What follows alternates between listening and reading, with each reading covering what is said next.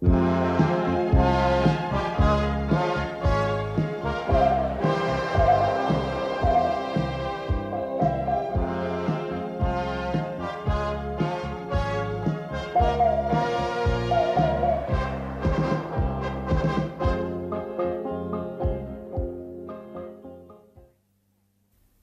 bạn thân mến, sau đây mời các bạn nghe Bạch Minh đọc tiếp cuốn tiểu thuyết cổ điển Trung Quốc Tây Du Ký. Các bạn thân mến, buổi trước các bạn đã nghe chuyện Mỹ Hầu Vương vượt biển đi tìm phép sống lâu không giả. Sau khi đến động 3 sao Chầu Nguyện trên núi Linh Đài, được sư tổ Tu Bồ Đề thu nhận làm đồ đệ và đặt cho cái tên là Tôn Ngộ Không. Hôm nay xin mời các bạn nghe tiếp.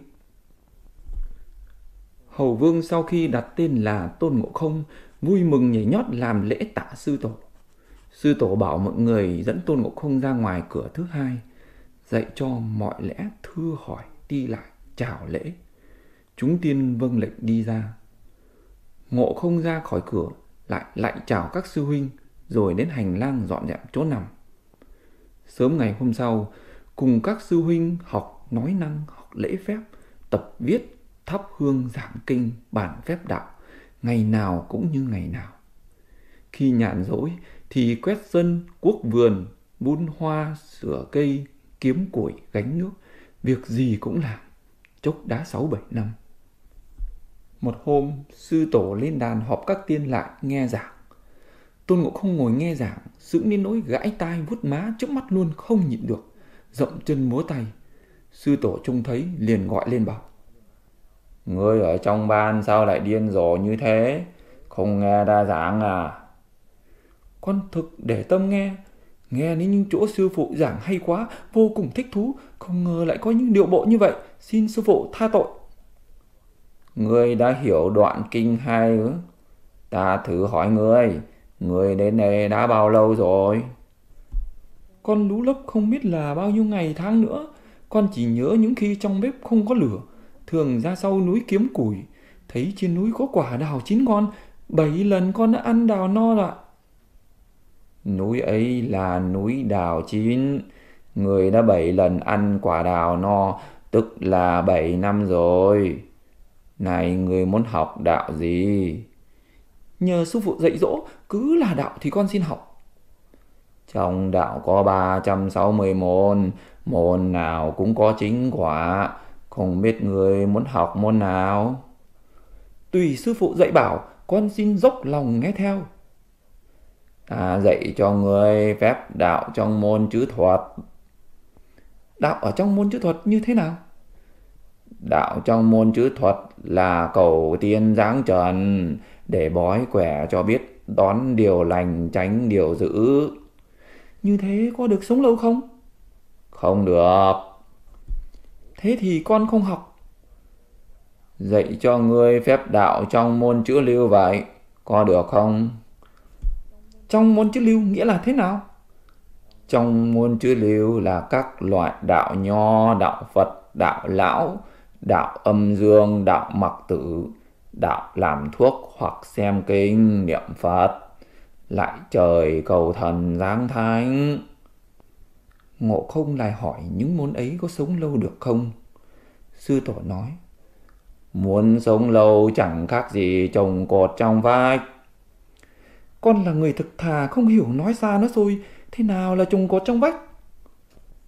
Ví như lập một cái nhà, muốn cho nhà được kiên cố thì giữa tường và vách phải dựng một cái cột. Một khi cái nhà đổ thì cột kia cũng chả còn nữa. Như thế là không được lâu dài, con không học. Dạy cho người phép đạo trong môn chữ tĩnh, người nghĩ thế nào? Trong môn chữ tĩnh nghĩa là thế nào? Phải nhịn ăn, luyện trong cái nhà kín, thanh tịnh không làm gì, trai giới tọa thuyền nhập tĩnh, hoặc ngủ hoặc đứng. Thế có sống lâu được không? Đó cũng như là hòn đất mới nặn ra để trong lò thôi. Thế nào là hòn đất mới nặn ra để trong lò? Sư phụ cứ nói xa nói xôi, con không hiểu được. nghĩa là hòn đất nặn thành viên gạch viên ngói, để trong lò tuy đã thành hình nhưng chưa qua lửa nung, một khi mưa tất phải giã ra. Vậy cũng không được lâu dài, con không học. Sư tổ lại nói, dạy cho ngươi phép đạo trong môn chữ động có được không? Đạo trong môn chữ động là như thế nào? Đó là tác động đến lấy âm bỏ dương, kéo cái cung đạp cái nỏ, xoa rốn mà giữ lấy hơi thở, rồi dùng đến phép luyện đan mà tu. Làm như thế có được sống lâu không? Như thế mà muốn sống lâu thì cũng chả khác gì mò chẳng dưới nước. Sư phụ lại nói xa nói xôi rồi, thế nào là mò trăng dưới nước? Mặt trăng ở trên trời, soi bóng xuống nước tuy trông thấy nhưng không mò được, thì rốt cục chẳng vẫn là không là gì. Thế con cũng không học. Sư tổ nghe xong, hừ một tiếng, từ trên đàn cao bước xuống, tay cầm gậy dưới xích chỉ vào Tôn Ngộ Không nói, con khỉ kia, cái này cũng không học, cái kia cũng không học, còn đợi cái gì? Rồi đi đến trước mặt Tôn Ngộ Không, gõ vào đầu Tôn Ngộ Không 3 cái, quay lưng giơ tay đi thẳng vào trong, đóng cửa giữa lại, mặc bỏ mọi người ở ngoài. Đám nghe rằng ai cũng hoảng sợ, đều oán trách Ngộ Không. Đồ con khỉ hỗn lão vô tích sự, sư phụ truyền đạo phép cho mày, sao mày không học, lại dám cãi lại sư phụ. Phen này phật ý, biết bao giờ sư phụ mới lại ra. Bây giờ cả bọn đều oán ghét và chê bai Ngộ Không, nhưng Ngộ Không chỉ cười, không nói năng gì. Thì ra trong bụng Ngộ Không đã hiểu rõ ý ngầm của sư phụ, nên không tranh cãi với sư huynh. Chỉ biết là sư tổ gõ 3 cái, tức là báo cho y phải để ý đến canh 3.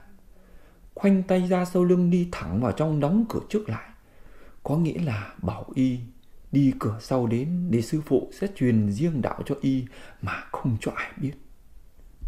Cả ngày hôm ấy, Ngộ Không cùng các sư huynh vui đùa ở trước động. Chốc chốc lại ngước mắt nhìn lên trời, mãi chả thấy tối. Vừa đến lúc hoàng hôn, Ngộ Không đã cùng mọi người đi nằm ngay, giả cách nhắm mắt nín hơi, định thần chờ đợi. Lúc đó trong núi lại không có trống canh, chả biết giờ giấc gì, chỉ tự mình đếm hơi thở ra hít vào mà tính giờ. Ước độ khoảng giờ tí, bèn rón rén dậy mặc áo, khẽ mở cửa trước, lẻn trốn mọi người chạy ra ngoài. Ngừng đầu xem xét, chỉ thấy trăng sáng sương trong lạnh, bốn bề lặng vắng tanh.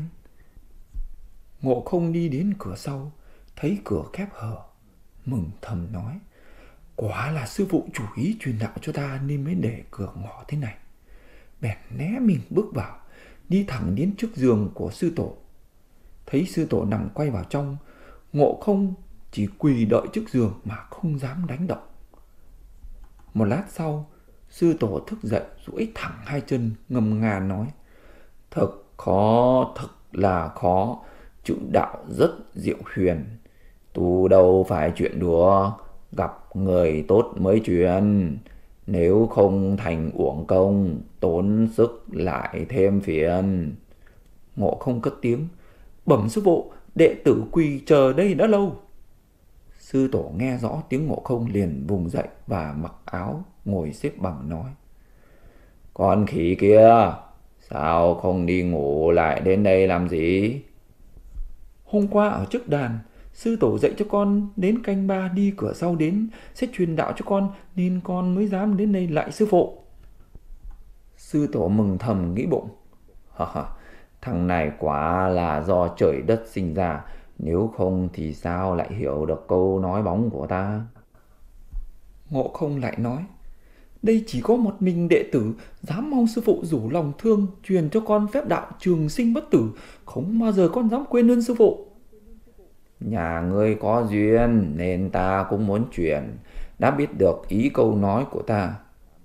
Thế thì lại đây, hãy nghe cho kỹ, ta truyền cho phép trường sinh mầu nhiệm. Ngộ Không cúi đầu lại tạ, quỳ trước giường lắng tai nghe.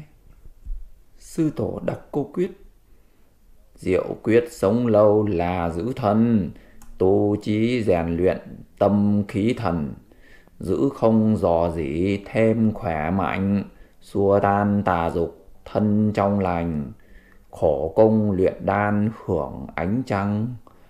Mặt trời chưa sáng đã dậy tập, ngũ hành xuôi ngược đều thông suốt, thành công vẹn tròn ấy Phật tiên.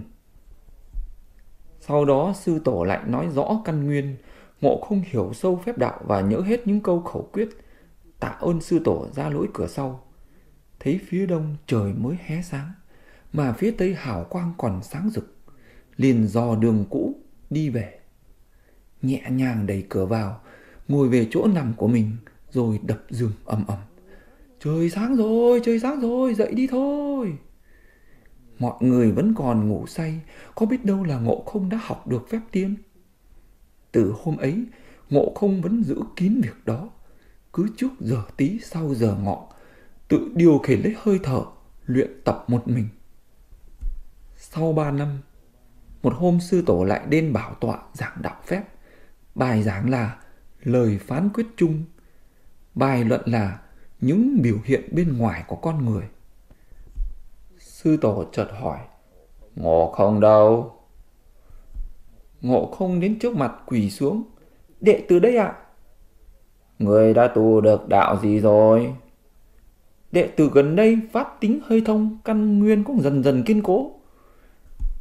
Đã thông pháp tính, đã hiểu được căn nguyên, còn phải đề phòng 3 cái tai họa nữa. Ngộ Không nghe nói, trầm ngâm một lúc lâu rồi thưa: Sư phụ lầm rồi, con thường nghe những bậc đạo cao đức thịnh được thọ ngang với trời cơ mà. Đã luyện thủy hỏa, bách bệnh không sinh ra nữa, sao lại còn có 3 cái tai họa? Đó là lẽ phi thường, cướp cả quyền tạo hóa, lẫn cả phép huyền vi của mặt trời mặt trăng. Sau khi luyện thành đan, quỷ thần không tha nữa. Dù có thọ ra chỉ đến 500 năm sau, trời sẽ sai thần sét đánh người. Cần phải thấy gió để tránh trước đi. Thoát được thì thọ ngang với trời, nếu tránh không được thì đến đấy là tuyệt mệnh. Lại sau 500 năm nữa, trời sẽ giáng hỏa hoạn đốt người. Thứ lửa ấy không phải là lửa trời, cũng không phải là lửa thường, gọi là âm hỏa. Từ huyệt dũng tuyền trong gan bàn chân đốt thẳng lên tận đỉnh thóp, phủ tạng cháy ra cho, chân tay rã rời, khổ hạnh 1000 năm đều mất hết. Lại 500 năm nữa, trời sẽ giáng họa gió để thổi người. Gió ấy không phải là gió các phương Đông Tây Nam Bắc, không phải là gió thu gió đông, cũng không phải là gió ở cây tùng cây trúc. Gió ấy gọi là bi phong, một thứ gió rất mạnh. Tự trong đỉnh thóp thổi vào 6 phủ, qua đan điển xuyên vào 9 khiếu, xương thịt tiêu hết, thân thể tan rã, cho nên đều phải tránh cả. Ngộ Không nghe nói sởn cả gai ốc, cúi đầu lại nói: Muôn trông sư phụ rủ lòng thương truyền cho con cái phép tránh 3 tai họa ấy, không bao giờ con dám quên ơn sư phụ. Cái đó không khó, chỉ vì nhà ngươi khác với mọi người nên không truyền được. Con đầu đội trời, chân đạp đất, có cửu khiếu tứ chi, ngũ tạng lục phủ, sao lại khác với mọi người? Ngươi tuy giống người, nhưng so với người thì mặt choắt lại không có mang tai. Hả? Sư phụ không tính cho, con tuy mặt choắt nhưng so với người con lại hơn cái túi, cũng có thể bù trừ đi cho được. Thôi, người muốn học bậc đạo nào cũng có bậc ấy. Phép đạo thiên cương có 36 bậc biến hóa, phép đạo địa sát có 72 bậc biến hóa. Con xin học phép biến hóa địa sát. Thế lại đây, ta truyền miệng cho. Ngộ Không lại gần, sư tổ ghé tai Ngộ Không, nói khẽ không biết là những diệu pháp gì. Ngộ Không một điều đã hiểu thì 100.000 điều cũng thông. Nhớ lấy khẩu quyết của sư tổ truyền cho, tự tu tự luyện. 72 phép địa sát biến hóa đều học thuộc cả. Một hôm, sư tổ cùng các học trò đi chơi vãn cảnh ở trước động 3 sao. Sư tổ hỏi Ngộ Không luyện đã thành chưa. Ngộ Không đáp: đội ơn sư phụ, công quả đã trọn vẹn, con đã phi thăng được. Người thử bay cho ta xem nào. Ngộ Không khoe tài, cất mình lên, đi liền mấy bước, nhảy khỏi mặt đất 5-6 trượng, rồi lộn lên mây. Chừng độ ăn xong bữa cơm mà không lên được hơn 3 dặm, rồi sa xuống trước mặt sư tổ, hai tay chắp vào trước ngực nói: bẩm sư phụ, vừa nãy con đã bay lên rẽ mây rồi đấy. Thế cũng gọi là rẽ mây ư? Chỉ gọi là bò trong mây mà thôi. Xưa có câu buổi sáng chơi ở biển Bắc, buổi chiều đã đến Thương Ngô. Nhà ngươi trong nửa ngày mà không lên được 3 dặm, gọi là bò mây cũng không ngoan rồi. Thế nào là buổi sáng chơi ở biển Bắc, buổi chiều đã đến Thương Ngô? Phàm những người rẽ mây, sớm thì khởi hành từ biển Bắc, qua biển Đông, biển Tây, biển Nam, chiều đã đến Thương Ngô. Thương Ngô tức là quận Linh Lăng ở Bắc Hải. Một ngày đi chơi khắp 4 biển mới gọi là rẽ mây. Thế thì khó lắm, khó lắm. Ở đời không có việc gì khó, chỉ e là người không có tâm trí học mà thôi. Ngộ Không nghe nói thế, vội cúi đầu lại. Sư phụ đã thương con thì thương cho chót, xin sư phụ truyền cho cái phép rẽ mây, con không dám quên ơn. Phàm các tiên rẽ mây đều cất chân đi ngay, người lại không thế, đi mấy bước rồi mới cất mình lên được. Này ta truyền cho người cái phép nhào lộn bay mây. Ngộ Không lại cúi lạy khẩn cầu.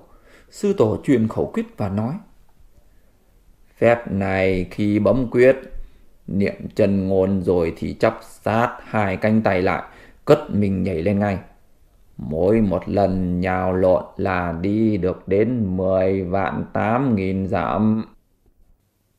Mọi người nghe xong sư phụ truyền phép đạo cho Ngộ Không đều cười ha hả nói: Ngộ Không may mắn thật, nếu học được phép này cho đi làm lính truyền hịch đưa giấy tờ thì kiếm đâu mà trả ra cơm rượu. Đêm hôm ấy, Ngộ Không tập trung tâm thần luyện phép và đã thông thạo phép nhào lộn bay mây. Từ đấy, Ngộ Không chẳng bị câu thúc gì nữa, tự do thoải mái, sung sướng với lối trường sinh ấy. Một hôm, qua xuân sang hạ, mọi người đến hóng mát ở dưới bóng cây tùng. Chuyện trò hồi lâu, một người trong đám hỏi: Ngộ Không, anh đã tu từ đời nào mà biết được nhiều phép tiên như thế? Hôm trước sư phụ ghé tai khé bảo, truyền cho anh phép tiên để tránh 3 tai họa. Anh đã hiểu cả chứ? Tiểu đệ đây thật không dám giấu các sư huynh. Một là sư phụ truyền cho, hai là tiểu đệ ngày đêm gắng công luyện tập, nên những phép đó đến nay đã thông thạo. Gặp hôm nay tốt trời như thế, anh thử diễn vài phép cho chúng ta xem nào. Ngộ Không nghe nói trong lòng đã muốn khoe khoang, liền trả lời: các sư huynh thử ra đề mục, muốn tiểu đệ biến hóa ra thứ gì nào? Anh thử biến ra cây tùng xem. Ngộ Không bấm quyết, niệm thần chú, dùng mình một cái, biến ngay ra một cây tùng. Mọi người trông thấy vỗ tay cười ầm lên: con khỉ giỏi thật, con khỉ giỏi quá. Nào ngờ đã làm ồn đến tai sư phụ. Sư tổ chống gậy ra khỏi: ai làm gì mà ầm lên thế? Mọi người nghe tiếng sư phụ hỏi đều sợ hãi im thiên thít. Mặc áo lại chỉnh tề đứng trước mặt sư tổ. Ngộ Không cũng hiện lại nguyên hình, đứng lẫn vào đám đông. Bẩm sư phụ, chúng con ở đây chuyện trò với nhau, không có ai ở ngoài kia làm ồn ào cả. Các người kêu la to tiếng, không ra thể thống nhà tu hành. Người tu hành mở miệng ra thì thần khí tan mất. Động đến lưỡi thì sinh ra lắm điều rắc rối. Cớ sao lại cười nói đùa giỡn ở đây như vậy? Dạ, chẳng dám giấu sư phụ. Tôn Ngộ Không diễn phép biến hóa, hóa ra một cây tùng. Chúng con đều vỗ tay khen ngợi. Không ngờ đã làm kinh động đến sư phụ. Cúi mong sư phụ tha lỗi cho. Thôi, các người đi đi. Ngộ Không, lại đây ta hỏi ngươi đùa như thế nào? biến hóa thế nào ra cây tùng. Cái công phu như thế mà đáng đem khoe khoang trước mặt mọi người ư? Giá như người thấy người ta có, ắt hẳn đến cầu người ta. Người ta thấy người có, tất nhiên đến cầu người. Nếu người sợ tai vạ, tất phải truyền cho người ta. Nếu không truyền sẽ bị hại. Như thế tính mạng nhà ngươi sẽ khó mà giữ nổi. Vâng, chỉ mong sư phụ tha tội cho. Ta không bắt tội ngươi, chỉ có điều là ngươi phải đi đi thôi. Ngộ Không nghe nói ứa hai hàng nước mắt. Sư phụ bảo con đi đâu? Ngươi ở đâu đến đây thì ngươi lại về đấy. Con từ Thúy Liêm Động núi Hoa Quả đến đây ạ. Ngươi phải đi về ngay đấy thì sẽ giữ được tính mạng. Nếu còn ở đây thì quyết không thể được. Con bỏ nhà đi đã 20 năm, tuy bây giờ được về với con cháu, nhưng nghĩ đến công ơn của sư phụ chưa báo đền được, nên con không dám đi ạ. Nào, ta có công ơn gì đâu. Ngươi đừng gây ra tai vạ để phiền đến ta là được. Ngộ Không chẳng biết làm thế nào, đành phải bái từ sư tổ, từ biệt mọi người. À này, ngươi đi chuyến này hẳn gặp điều không hay. Ngươi gây vạ hành hung thế nào tùy ý, nhưng không được nói là đồ đệ ta. Nếu ngươi hở ra nửa tiếng, ta liền biết ngay, ta sẽ lột da róc xương ngươi ra, đem thần hồn ngươi đầy xuống địa ngục, muôn kiếp không cất mình lên được. Vâng, con quyết không dám nói động đến sư phụ, chỉ nói là tự mình học mà biết được thôi. Ngộ Không từ tạ sư tổ, cất mình lên, tay bấm quyết, phóng ra phép nhào lộn bay mây.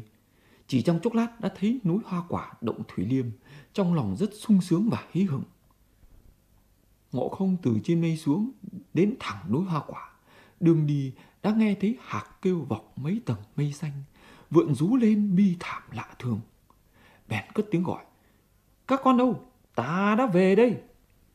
Bọn khỉ từ trong bậc đá hang đá, từ trong lùm hoa cỏ, trong bụi cây cối chạy ra hàng nghìn hàng vạn, vây kín chung quanh hầu vương và cúi xuống lại chào. "Đại vương đỡ lòng đi lâu thế, bỏ chúng con ở đây. Chúng con mong đại vương như đói mong cơm, như khát mong nước uống. Vừa đây, một con yêu ma tàn ngược xuống chiếm Thủy Liêm Động của chúng ta. Chúng con liều chết đánh lại, bị nó cướp hết cả đồ đạc, bắt mất nhiều con cháu. Chúng con đã ngày đêm mất ngủ để giữ lấy cơ nghiệp. May được đại vương về. Nếu 1 năm nữa mà đại vương không về, thì chúng con và động này sẽ bị con ma chiếm mất." "Con yêu nào mà ghê gớm thế? Các con hãy kể lại cho ta nghe, để ta tìm nó báo thù." "Nó đến đây theo mây bay, đi theo sương mù, như gió như mưa, như sấm như sét. Chúng con chẳng biết nó ở đâu xa gần cả." "Đã như thế, các ngươi đừng sợ, cứ việc vui chơi, đợi ta đi tìm nó." Hầu vương cất mình lên, dùng phép nhào lộn bay mây, hướng thẳng bên phía bắc. Đến đấy thấy một núi cao thẳng tắp chọc trời. Chân núi thăm thẳm, khe sâu tới mọi nhà. Hòn đá trong suốt bên nước chảy ngân nga. Địa thế gập ghềnh nhiều con vật quái lạ. Có cả trâu sắt cày bừa giữa ruộng xa. Núi tổ hai bên cỏ lạ, thông trúc rườm rà. Hầu vương đương xem xét, chợt nghe có tiếng người nói, liền đi thẳng xuống núi tìm. Thì ra trước sườn núi là động thủy tạng. Ngoài cửa động có mấy con tiểu ưu đang nhảy múa. Nhìn thấy Ngộ Không, chúng vội vàng bỏ chạy. "Đừng chạy, chúng bay hãy truyền vào những điều ta nói đây. Ta đây là động chủ Thúy Liêm Động Hoa Quả Sơn. Hỗn thế ma vương nhà chúng bay đã mấy lần đến dọa nạt và cướp bóc con cháu của ta. Nay ta đến đây để gặp ma vương nói chuyện." Bọn tiểu ưu chạy vào trong động báo: "Tâu đại vương, có sự chẳng lành." "Có việc gì?" Ngoài cửa động có một con khỉ xưng là động chủ Thủy Liêm Động Hoa Quả Sơn. Nó nói là đại vương nó nhiều lần dọa nạt con cháu nó. Này đến đây tìm đại vương hỏi cho ra phải trái. Ta từng nghe bọn khỉ kia nói chúng có một vị đại vương xuất gia tu hành. Chắc là hôm nay y đến đó. Chúng bay thấy nó ăn mặc thế nào? Có binh khí gì không? Dạ, chỉ tay không đứng ngoài gọi thôi ạ. Chúng bay đâu? Đưa binh khí đây cho ta. Tiểu yêu vâng lệnh lấy ngay ra. Ma vương mình mặc áo giáp trụ, tay cầm đao, cùng các yêu ra ngoài cửa. Ai là động chủ Thủy Liêm Động? Ngộ Không trừng mắt nhìn thì thấy ma vương đầu đội mũ kim khôi, mình mặc áo giáp sắt, chân đi giày hoa thêu, người cao độ 3 trượng, lưng rộng chừng 10 gang, tay cầm đao sắc nhọn. Con ma khốn kiếp kia, mắt to thế mà không nhìn thấy lão tôn ư? Thân người không đầy 4 thước, tuổi không quá 30, trong tay lại không có binh khí, dám cả gan nói can. Muốn tìm ta làm gì nào? Ngươi quen láo xược, vốn không có mắt. Ngươi cho ta là nhỏ hả? Nếu muốn to cũng chẳng khó gì. Ngươi cho ta không có binh khí, riêng 2 tay ta cũng đủ cho ngươi chầu chơi rồi. Ngươi không sợ, hãy nếm thử một quả đấm của ta đây xem nào. Nói rồi, Hầu Vương chạy tới, nhảy lên thụi vào má ma vương. Ma vương giơ cánh tay ra đỡ. Ngươi thì lùn, ta thì cao. Ngươi dùng quyền, ta dùng đao. Dùng đao thì giết ngay được người, nhưng sợ người ta cười trò. Đợi ta bỏ đao đi, cùng ngươi đọ quyền.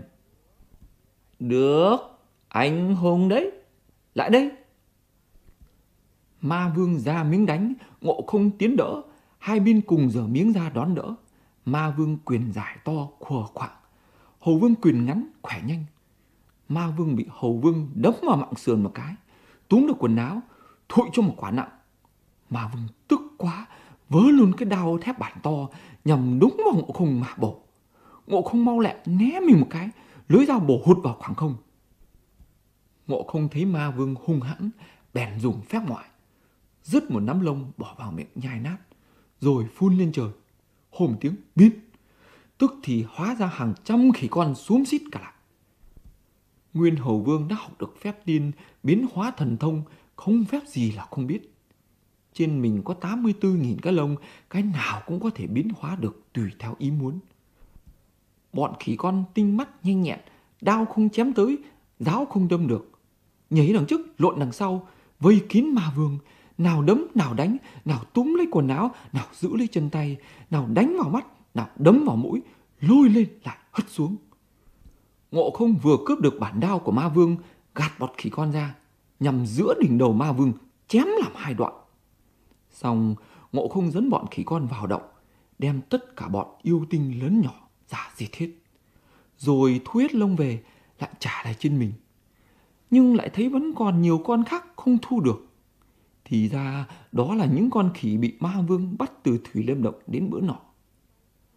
Chúng bay sao lại ở đây? Ước chừng dăm ma chục khỉ con đều ứa nước mắt. Sau khi đại vương đi tìm tiên học đạo, mấy năm bị ma vương ức hiếp, bắt chúng con đem về đến đây.